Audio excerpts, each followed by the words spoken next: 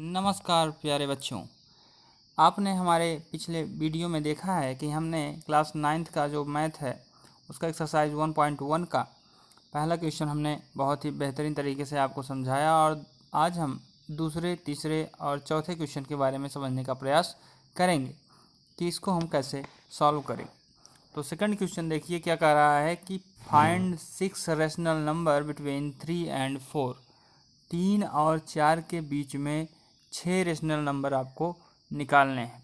तो चलिए हम देखते हैं किसी भी दो रेशनल नंबर के बीच में हम कैसे और जो रेशनल नंबर होती हैं उनको निकालते हैं। तो 3 और 4, तो जैसे 3 को हम 3/1 लिख सकते हैं और 4 को हम यहाँ 4/1 लिख सकते हैं। तो ये 3/1 हो गया और ये 4/1 हो गया। अब इसके बाद बीच में हमको 6 रेशनल नंबर पूछ रहा है, तो इसके न्यूमरेटर अगर सेम है तो डिनोमिनेटर में 6 पूछ रहा है, तो 7 से हमें क्या कर देना है, मल्टीप्लाई कर देना है।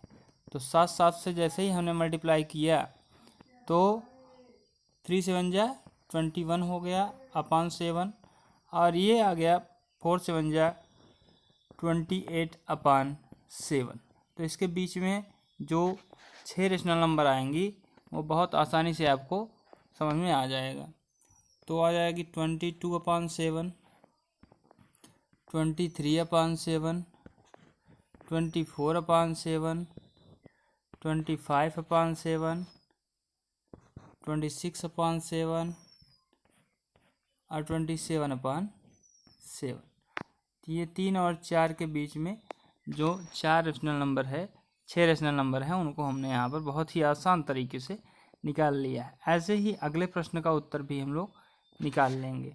तो अगला प्रश्न, जैसे अगला क्वेश्चन क्या है, कह रहा है find 5 rational number between 3/5 and 4/5। इसमें भी बहुत सिंपल तरीके से कर सकते हैं क्योंकि डिनोमिनेटर बिल्कुल सेम है।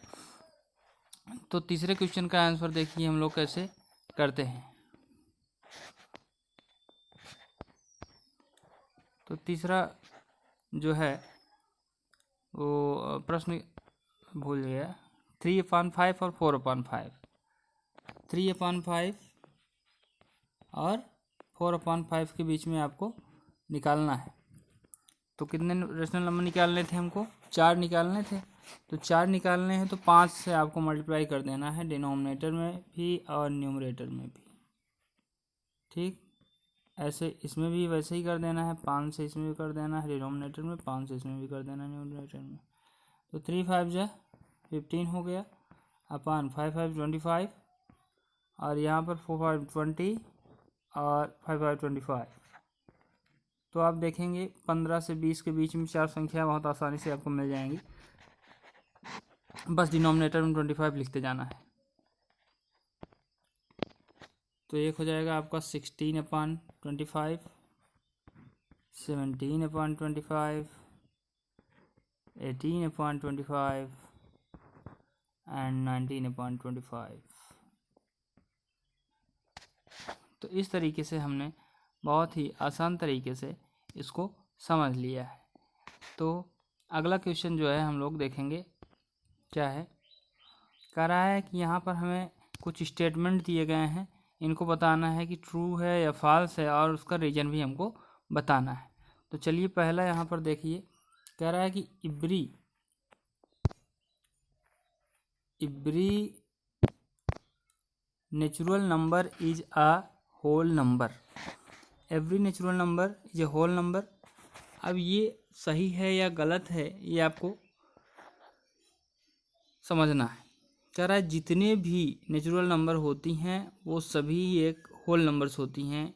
तो क्या ये बात सही है? Yes, it is true because all the natural numbers is part of a whole number. ठीक, ये हमें रीजन लिखना है। ओके, क्या लिख रहा है? Yes, it is true statement because all the natural numbers is a parts of a whole number। अब सेकंड देखिए, इसमें सेकंड में क्या पूछा है, सेकंड में कह रहा है कि every integer is a whole number. जितने भी इंटीजर होते हैं वो होल नंबर होते हैं। तो ये स्टेटमेंट जो है क्या है, फॉल्स है। तो आपको अगर integer, whole number, natural number या रेशनल नंबर इन सब की डिफिनीशन नहीं आती है या इनको आप नहीं जानते हैं कि क्या होता है, इनको अच्छे तरीके से समझना है, तो आप कमेंट करिए। मैं इसके लिए एक बेहतरीन नंबर सिस्टम की वीडियो बनाऊंगा जिसमें आपको नेचुरल नंबर से लेकर रेशनल, इरेशनल और रियल नंबर, इमेजिनरी नंबर, सारे नंबर्स आपको समझाए जाएंगे।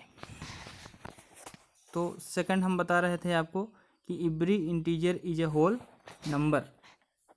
जितने भी इंटीजर होते हैं वो होल नंबर होते हैं। ये स्टेटमेंट सही है या गलत है?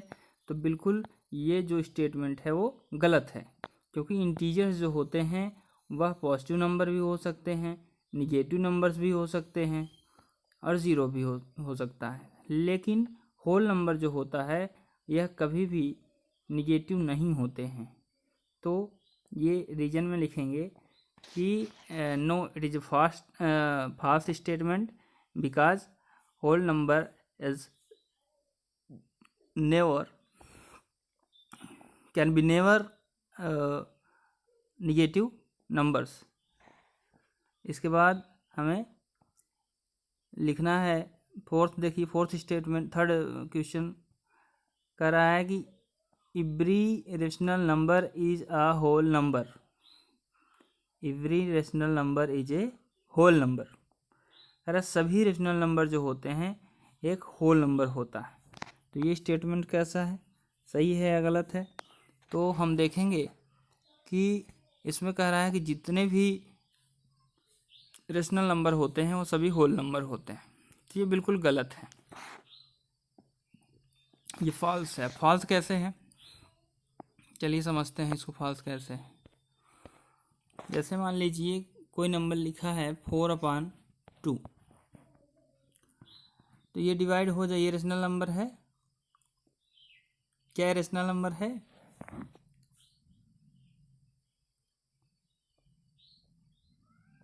ये पान क्यू के फॉर्म में लिखा गया है, क्या रेशनल नंबर है? भाई रेशनल नंबर नहीं हो सकता है, क्योंकि रेशनल नंबर जो होता है इसमें पी और क्यू जो होता है उसका कॉमन फैक्टर जो होगा केवल और केवल क्या होगा, हाईएस्ट कॉमन फैक्टर केवल 1 होगा, ठीक है ना। और इसमें तो 2 आ रहा है, यानी कि ये गलत है, ठीक है। अब लेकिन इसको हम 4/2 को 2 लिख देंगे, ये क्या हो गया, होल नंबर हो गया।